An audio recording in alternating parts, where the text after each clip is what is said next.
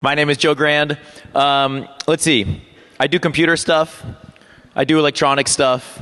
I designed a few years of DEF CON's electronic badges, 14 through 18.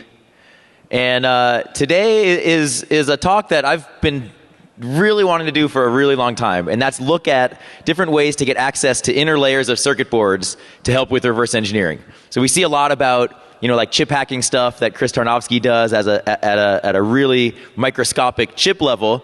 And then we see a lot of stuff of kind of hardware hacking, embedded system, component level, connecting up through JTAG interfaces and through UART ports and all sorts of stuff, which is slightly higher level, but we never really look at the board level. And this is something I've wanted to do for a really long time, so I'm excited to give this presentation and lucky that I guess I convinced enough people at DEF CON to let me give it.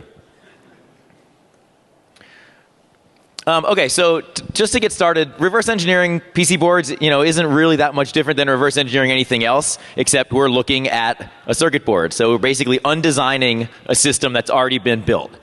In this case, for this work, I'm sort of assuming a black box type of scenario. Maybe we open up a product.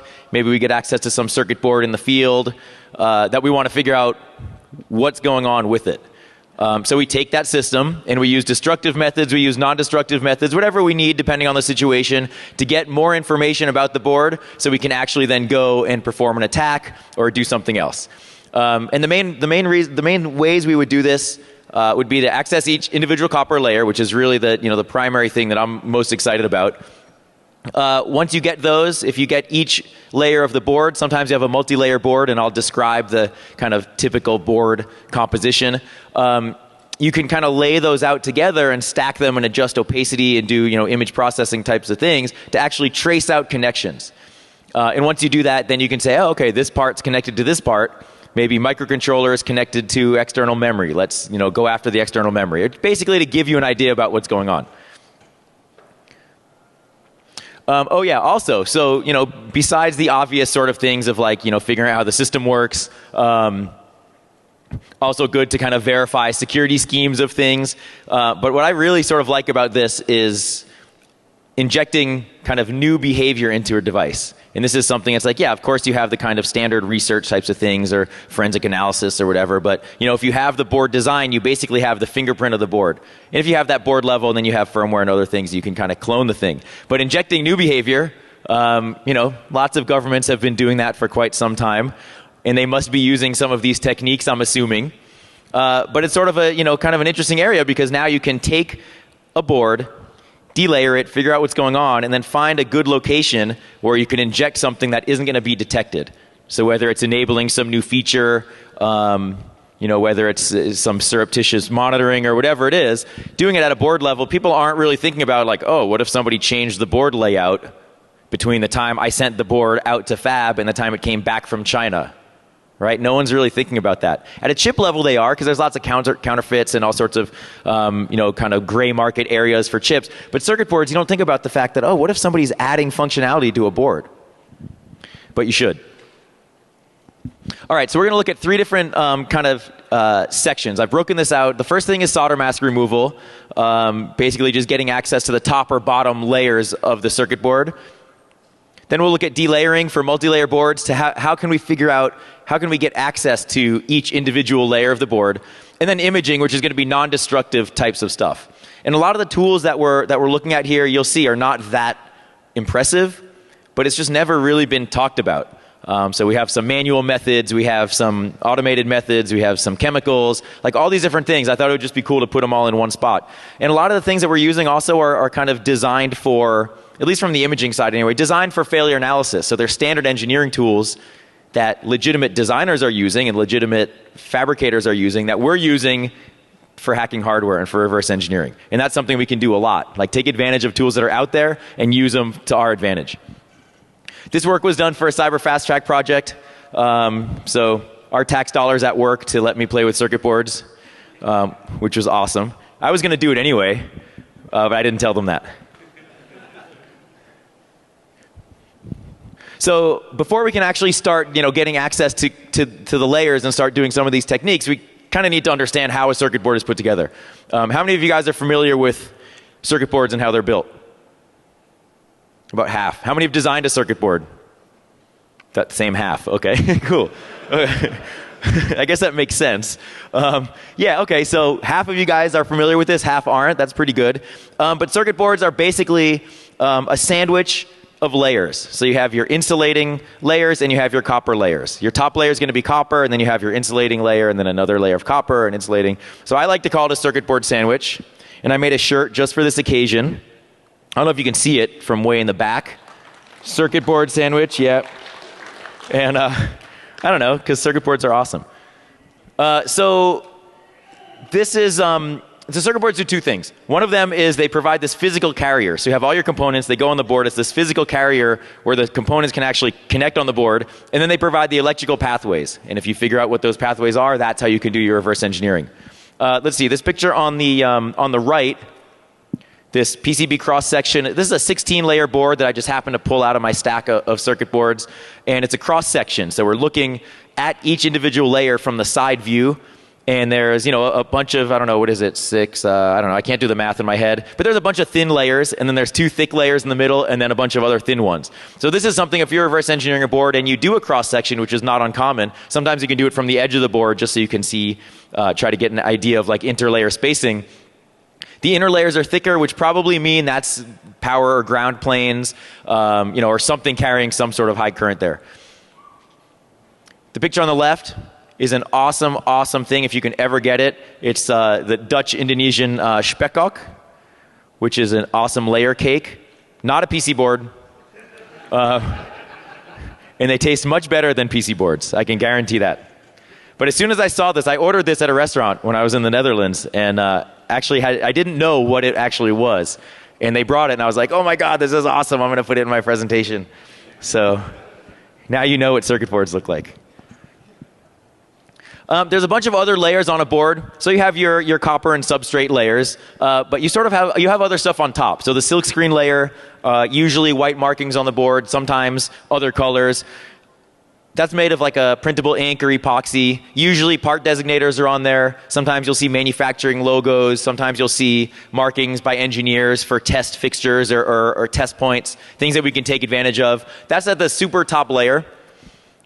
The next layer down, the solder mask, which is the coating that makes the boards green or white or blue or whatever, basically is a protective layer that's going to protect any area of the copper that is not intended to be exposed. So if you look at your DEF CON badges, all those copper pads, those copper circles, are intentionally made to be exposed, so you can solder to them and tap onto them and do things. If you look carefully, you can see a bunch of traces underneath the actual solder mask, and those are things that are not intended for you to hack on. That doesn't mean you're not allowed to go there and do it. It just means the engineer doesn't want you to access those. And it protects the board from dust and corrosion and a bunch of other stuff. So we'll need to deal with getting through that solder mask layer.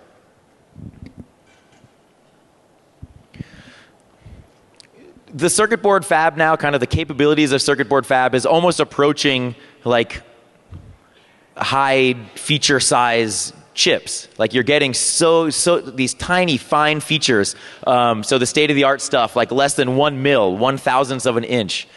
Trace and space width. So you can have a copper trace of 1/1000th and then a space and then another trace. Just amazing kind of just density.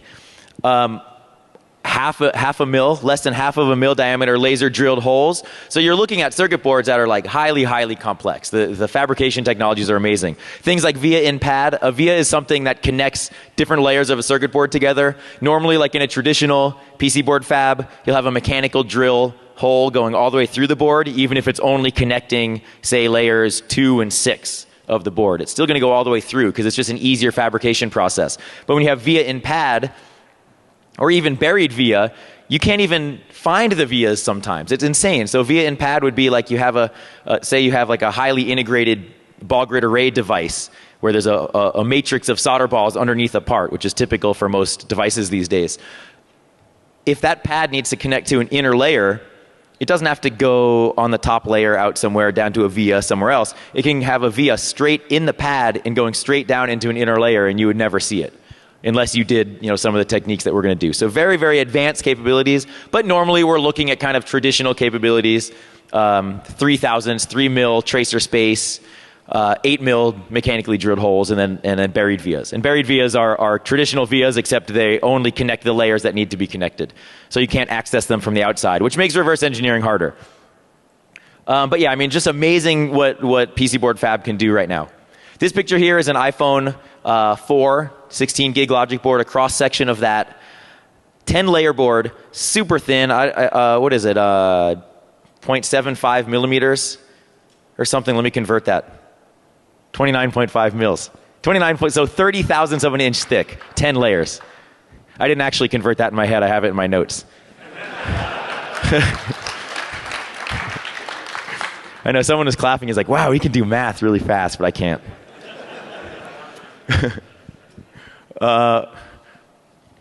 Thank you for joining us, you two fellows. Please sit down so I can continue, so you don't interrupt me anymore.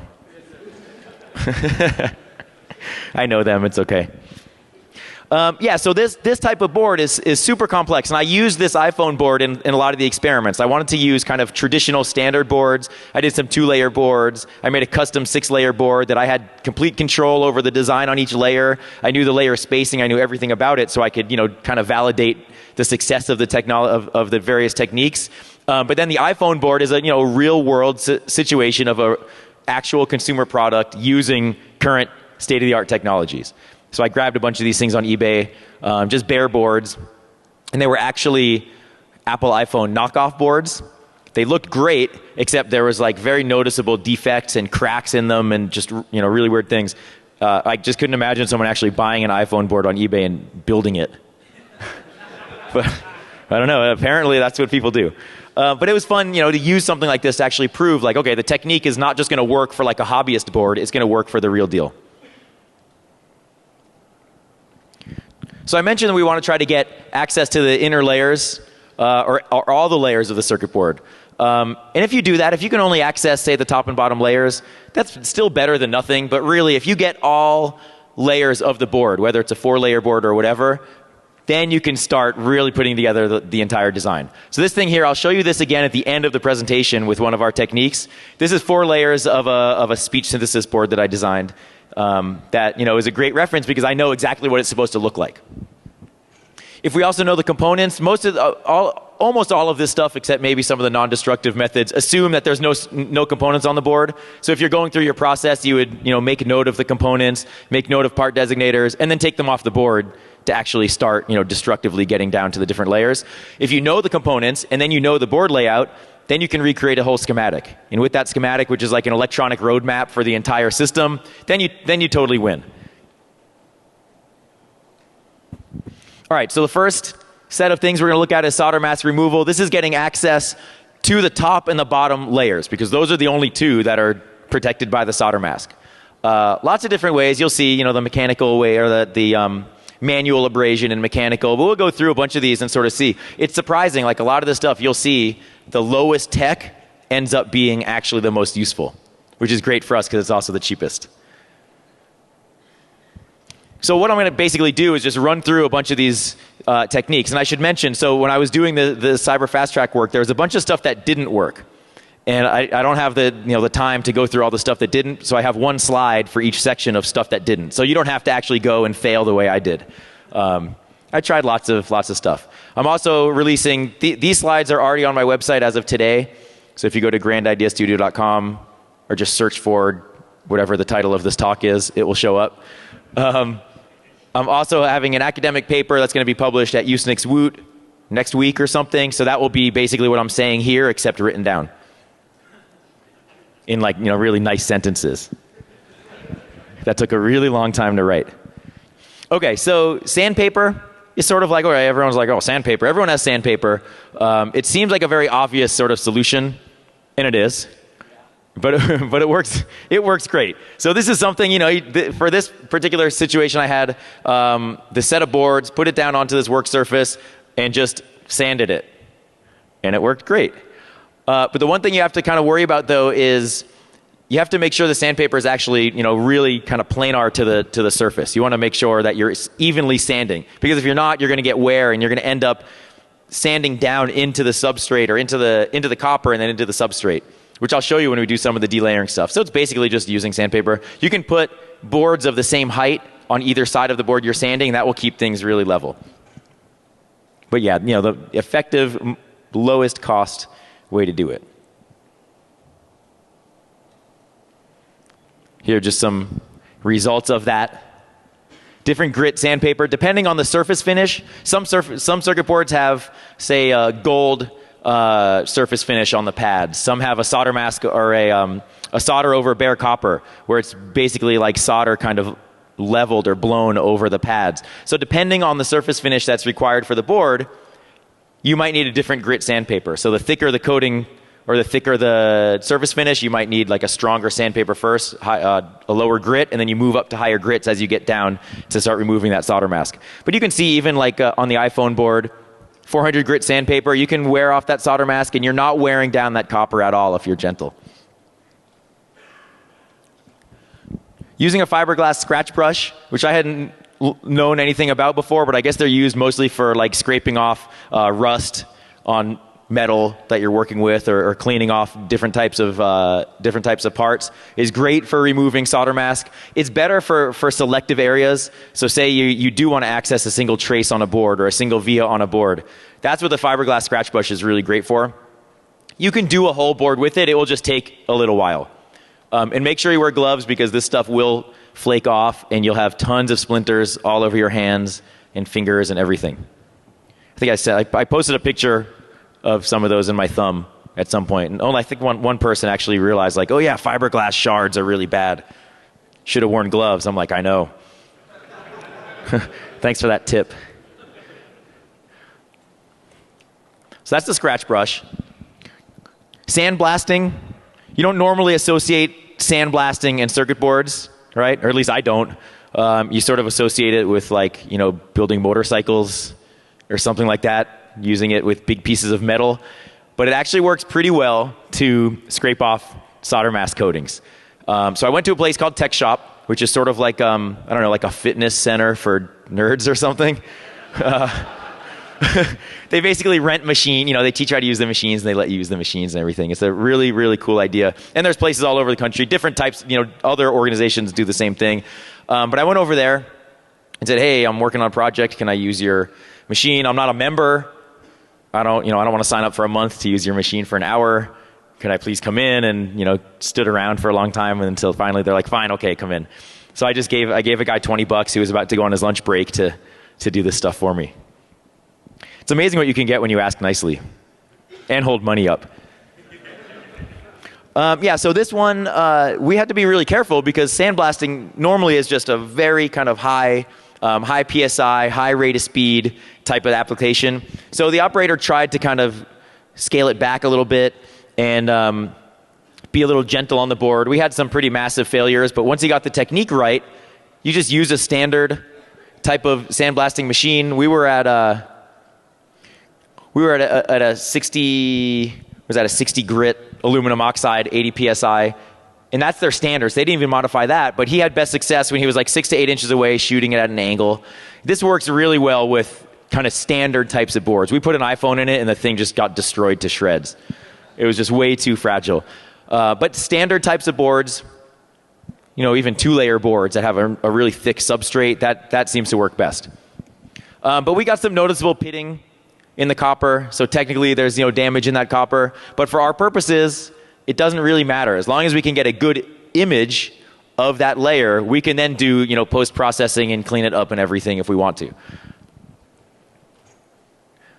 They do make things that are called micro abrasive blasting cabinets, which are much smaller for like fine detail on jewelry and things. And that probably would have been a better solution, but I didn't know where to get one of those. Yeah, okay. This is fun. This is my favorite part. Making meth. Oh wait, no, wrong conference. Removing solder mask. So these chemicals, there's lots of different chemicals out there, and if you search the internet, people are like, oh yeah, you got to use the sodium ethanol methylate to dip it in the thing and hold it under the heat lamp and the Bunsen burner. They say all this stuff, but I don't think people actually ever actually test that stuff, except the people that like blow their fingers off. So, I was a little wary of stuff I read on the internet, and I'm like, I think I'm going to use chemicals that are actually designed for this type of thing. And luckily, there were chemicals that exist. So there's 2 chemicals I looked at that were actually used by circuit board fabricators. If they mess up the application of solder mask, there's a chemical they can use to dip the board in, strip the solder mask off, and then they'll have their bare copper again, and they can redo the process. So it sort of makes sense. But this is one of the things, legitimate people need to use it. We can use it for reverse engineering process. So I don't think I really have to say how dangerous this stuff is, but it was really dangerous. This is I don't have a fume hood or anything. I don't have like proper OSHA compliance or anything. This was in my backyard, and I went to Home Depot. So basically, like as part of the DARPA project, the first thing I got to do was go on a shopping spree. And one of the things was, Home Depot for supplies and like electronic surplus store for supplies. So I, basically got to go and have a shopping spree and buy all the stuff. So I have like a chemical mat, a mask, respirator. What is that thing? What are those things called? Those hot plates? Is that what they're called? Hot plates. No, it's not a stir plate. That has a magnet in it to stir it around or something. It's just a hot plate. Got it on eBay. And then the chemicals and rocks to hold the thing down. So this was in my backyard, and this particular house that I lived in was diagonal to a hotel, with all of the doors of the rooms facing down into my backyard. Which I'm sure they loved it when I was in the hot tub. But this, I think, freaked them out a little bit. When people are like, oh, I'm going to have a nice vacation in San Francisco. And then they look out and they're like, what is this guy doing, like dressed in this crazy suit? Which was, yeah.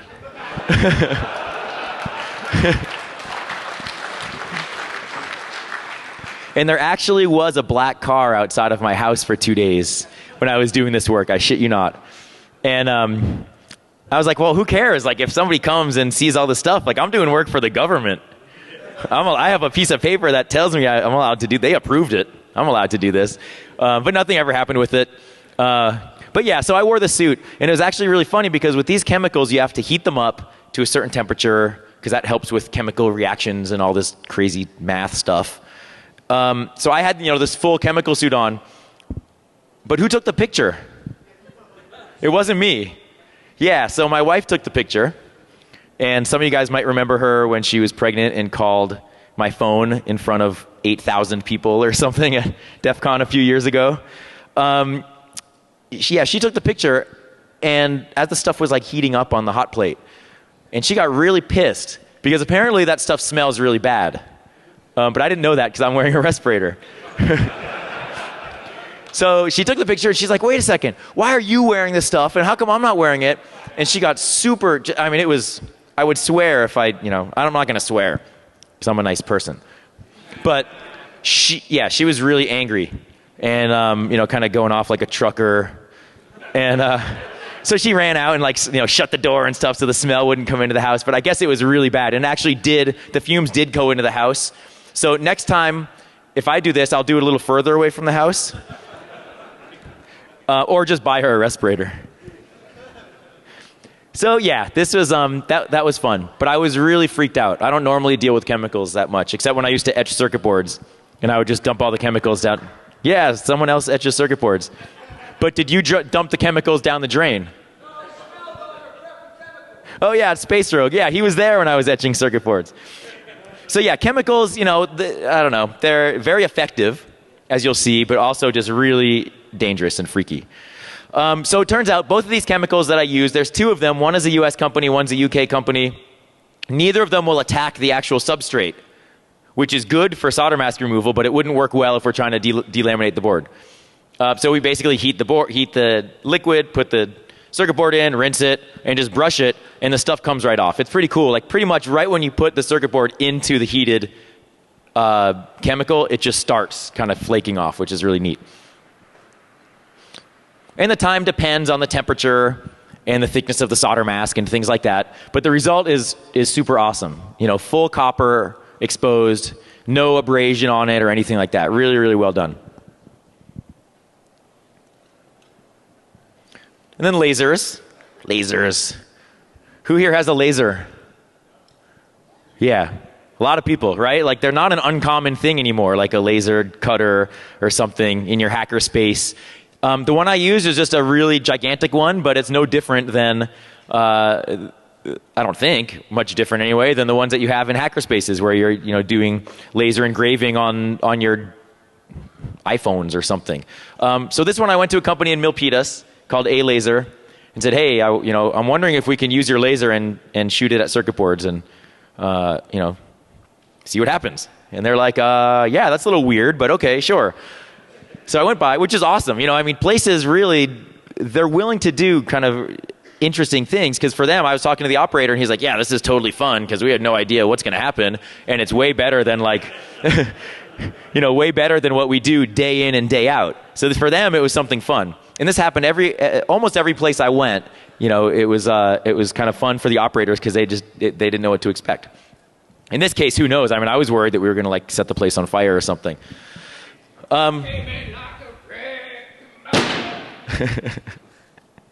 Thank you for that. Okay, all these guys are wearing.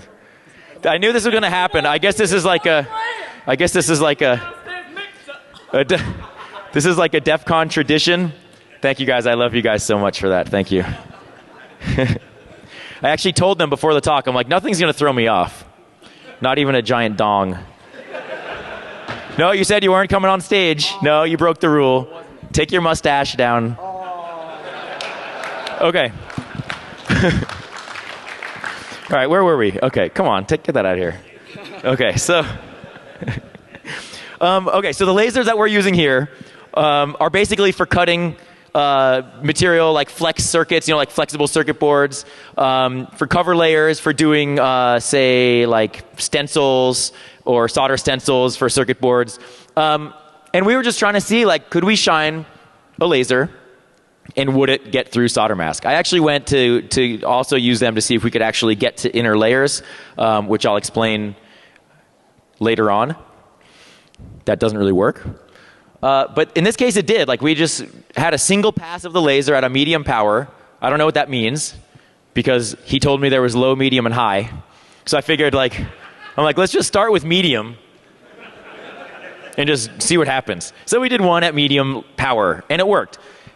The more you do it at medium power, or if you had high power, the more energy you're shining at the board, eventually you're going to destroy the board. But in our case, just a single pass was fine. We removed the we removed the substrate. Very little damage to the copper or to the substrate underneath. So the one on the left is from my test board, my 6-layer test board, and then the one on the right is from an actual iPhone board. This one was interesting because this connector that we've exposed is traditionally under solder mask. So if I'm looking at a board and I see something like that, a connector under solder mask or very obvious test points under solder mask, I would say, oh, okay, that's probably like a programming interface or some connector that's used during development or some test points that the engineer wanted during development that then they cover over with solder mask after. So we can kind of use that as a clue if we're reverse engineering and say, okay, let's get access to that. In this case, we did. It took about 30 minutes to set up the machine. I don't know, I can't remember the time, but it was very fast, maybe 30 seconds or a minute to do the passes to expose the solder mask. So if you wanted to do a full board for that, though, it would take quite a while to actually do that. And that's why it's manual methods seem to kind of work better than some of the high-tech ones. Some of our failures, I tried to use a knife and a mechanical eraser to kind of rub the solder mask away. Dremel tool, a bunch of mechanical abrasion types of things. Other chemicals, not from the internet, but things that I talked to people about. And different types of heat. Because on the internet, someone's like, yeah, if you just use a heat gun and heat the solder mask, it's gonna melt. But the thing with solder mask is it's actually, if it's properly designed, it's meant to sort of withstand a lot of heat. So it did its job. So these are sort of some of the failures.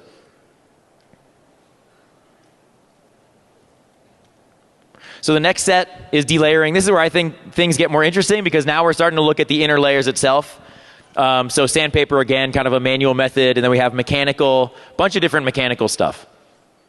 And this is where things, I started really learning a lot about the process, as you'll see. So again, sandpaper, very effective, low-cost method.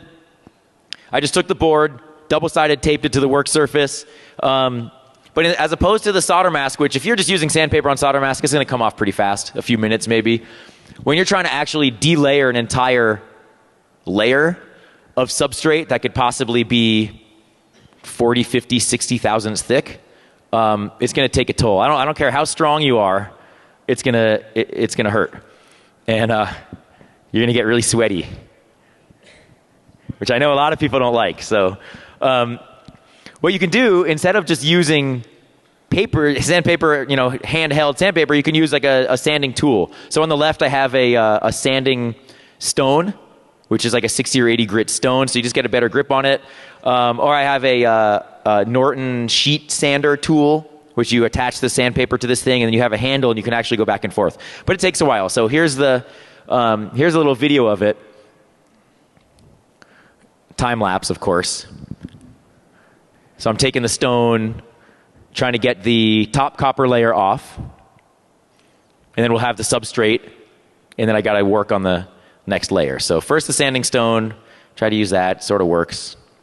Then I have the sheet sander tool, and little by little it's coming off. But just like with the solder mask removal, you kind of have to be careful about the edges of the board, because if you're not sanding straight back and forth, you're going to have this wear along the edges, and I'll show you the result. So there it is. It looked like it happened really fast. That was 20 minutes, and I was drenched at the end. But here's the result. We had a little bit of scratching of the inner layer, and a little bit of wear around the edge, but we have basically the second layer of that 4-layer board. So pretty cool, I think. So I had the second layer exposed. Now I was like, all right, we have to expose layer 3. Let's try to use a Dremel tool. I'm not that good with mechanical things, like tools or anything else that has moving parts. So I had a lot of failures with the Dremel tool. A lot of problems. Didn't lose any limbs, but damaged a lot of stuff along the way. But it did turn out that this one type of tool, this flap wheel, 120 grit, 3/8 inch wide flap wheel, actually worked pretty well. If you kind of go back and forth across the board, you're going to get through that substrate a lot faster than you would manually, using a sheet sanding tool. I don't have a video of it because you guys know what a Dremel tool looks like when it works. But here's the result. This is layer 3. Yeah, I heard someone laughing. There's something wrong with this picture, isn't there? There's like a whole corner of the circuit board missing. Yeah, so I mentioned, right? I'm not very good with mechanical things.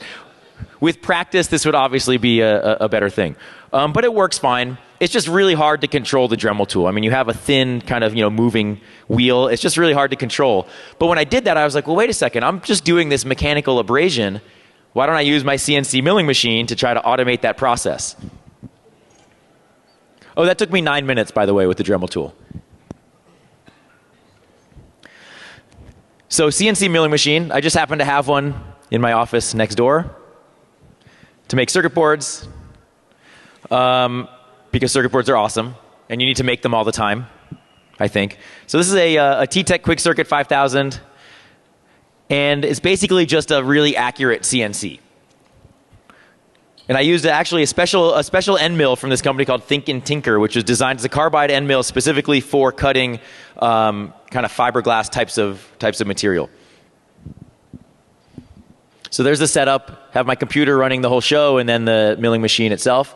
So what I did a few different experiments. First, I started with the known reference board, my 6-layer board, because I knew how much I could increment each layer before I would get access to the next layer of copper. I knew the thickness.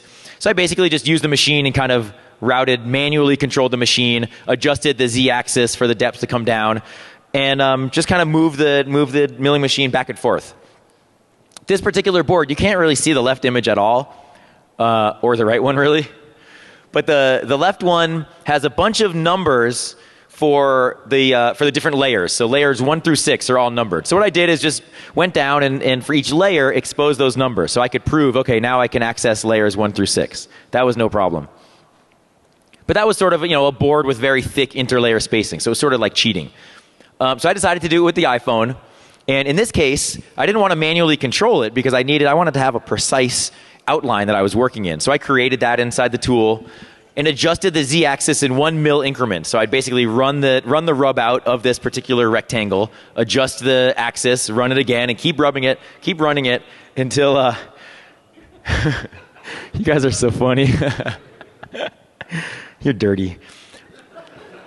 So I'd keep doing the operation until I could almost see the copper, and then I would use a fiberglass scratch brush to do that really fine removal of the substrate. So here's a little video of just doing like a little bit. I don't know how long this video lasts, but it's like taking off just a super thin layer of that substrate. I did that for a few hours until I got it right.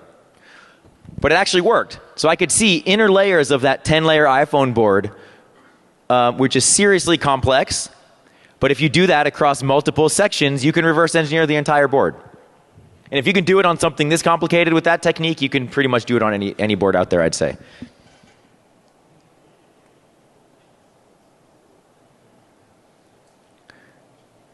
So last one of delayering is surface grinding. This was another one where I was like, okay, I'm doing the Dremel tool.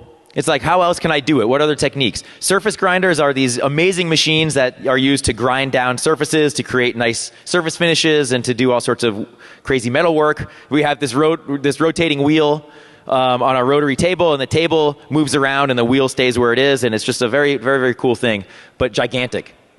So on the left is a typical surface grinding machine. Went to a place in Oakland, and this is like a straight up metal shop. I don't think they deal with computer,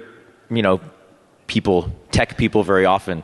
So I call them up, I'm like, hey, I want to grind down some circuit boards. And they're like, yeah, I don't know about that. And I was begging because I'd heard that surface grinding would be awesome. And the one guy I know in San Francisco that had a surface grinder didn't want to do it. So he's like, try these guys, try general grinding. And eventually they came through, and it was amazing. So we did it like after hours, like 8 p.m. in like the worst neighborhood in Oakland, where they escorted me to my car after the work was done, which was awesome. Because I guess I can't defend myself, at least in that neighborhood. So what we did is we had this metal block, and the surface grinders have a magnetic chuck. So you mount whatever you're working with. Usually it's metal, so it just goes directly on this magnetic chuck, and then you can work with it. But the circuit board is non-ferrous, so we had to put it down onto a block, and then that would hold it into place. And we basically, this thing had depth control of 0.1 mil increments. So my machine was 1 mil, give or take. I think maybe it was half a mil, 0.1 mil. So even a machine like that size is way more accurate. Here's the process. Does a little dressing of the wheel, and just comes down and just grinds the board. And does this whole process. It takes like it's like a 45-second process or so. And it doesn't really look like it's doing much, but it's actually shaving a really thin layer of the board. And we did this over and over again as we got down.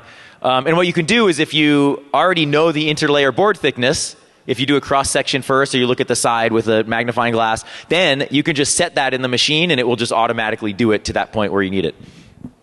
What we found is that the surface finish that was created by doing this was so smooth that you didn't have to actually get to the layer itself. You could just, as long as you could see it through the substrate, like it would polish the substrate so much that you could just see the layer through it. So these are the 4 inner layers of that 6-layer board. Pretty cool. And then a bunch of failures, heat, and laser doesn't work in this case for delayering, because laser energy affects materials differently. So if you're trying to cut through a layer of substrate, that's going to work differently than trying to cut through a layer of copper. And if you don't know how the substrate and copper are laid out on the board, you're just going to have a big mess. So for imaging here, we have X-ray, 2D and 3D. Pretty much everybody here probably has had an X-ray or knows somebody that does. But you probably don't know where to get access to an X-ray on your own. But it turns out that they're used a lot for failure analysis of circuit boards and of components on circuit boards. So they're used during circuit board assembly to make sure components are soldered on properly. So you can actually go to a contract manufacturer and say, hey, can I use your X-ray machine? And they'll say, sure. So that's what I did. So X-rays, shining through an emitter, and then the object is absorbing radiation, and then we'll be able to see the result. So we only see a composite image, not individual layers in this case. Here's what the machine looks like. Here's a Verifone pin pad from a pin pad device that had this active circuit board shield on top of some of the circuitry. So the X-ray, the 2D X-ray isn't really that great for complex boards because you get this composite, right? You don't know which layer things are on. But we can use it to get a general sense of what's going on. So in this case, this active shield had like 4 layers of basically a maze of copper that we'd have to figure out how to defeat that to get access underneath. If you have a really simple board, you can manually adjust the field of view and the angle of the X-ray to trace things out, but it gets really hard. Here are just some other kind of pictures of, there's that 4-layer speech synthesis board. So it's all right for certain things. But this is the real money shot right here, X-ray. This is the best, this blew my mind. This was the best part of the whole research. You know, CAT scans, where you go in that machine, spins around, and you get slices of your body parts or whatever. You can do that with circuit boards too.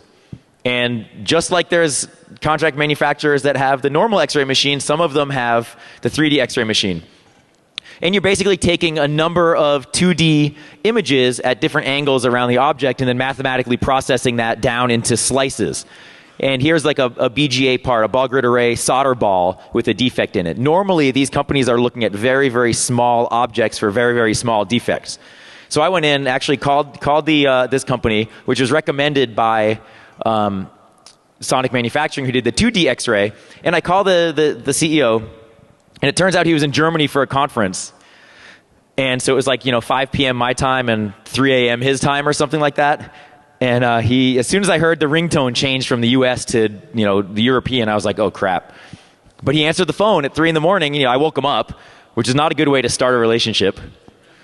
But he was just more than willing to help. And he's like, sure, I get back tomorrow. Let's set a date and let's do this. I've never done it. Let's try it. So it was totally awesome.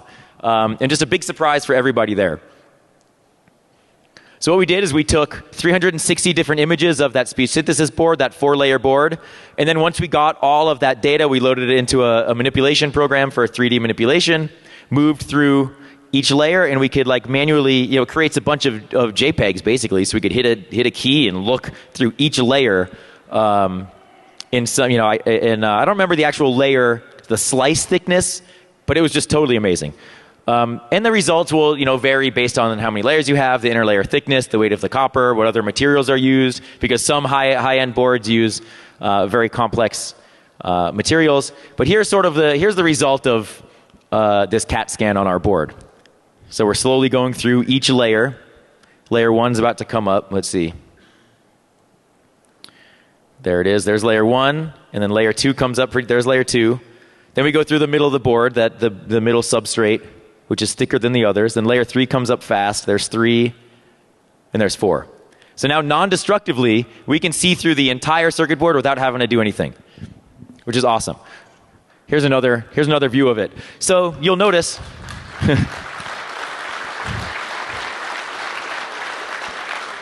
thanks. It wasn't my machine, but thanks anyway. So you notice the field of view is small, so if you're going to do this across a larger board, you'd have to do this multiple times. It took about half an hour to get this done, so not unreasonable, but just totally awesome. We had some failures doing some acoustic microscopy that just didn't work at all. So in the paper that will be released next week, and in the presentation, I kind of broke this down into a characterization. So depending on how much time you have, how much money you have, likelihood of success, like how much you want to risk your life, you can look at the techniques and figure out which is good for which of your situations. I like the manual methods because it's just like a quick and dirty thing. But the X-ray was totally awesome too. All right, so next steps. There are some other methods that people told me about for delayering using a methyl ketone to actually strip the adhesive, interlayer adhesive, drum sander, which is sort of like a surface grinder, some other stuff I want to do. But really what I really want to do and what I've started to work on is a tool to take all of the layer images that I've now gotten through these various techniques and start a process to kind of automatically or assist in reverse engineering those back into something meaningful. So take those layers, do some image processing, figure out connections, and then possibly turn that into schematic. So maybe by next year I'll have something to show on that. It's a great opportunity for me because it's a lot of software, and I'm not much of a software guy, so I'll have to learn Python and stuff. So it's going to be pretty cool. So sort of like DGate, which is a tool for pattern recognition of silicon, and then ROMPAR, which is what major malfunctions tool to basically do pattern recognition as well. So this is, those are chip level. I want to do something board level and super cool. So there's the link with all the materials, but just go to my website and you'll find it. And there we go, the end. So thanks for coming.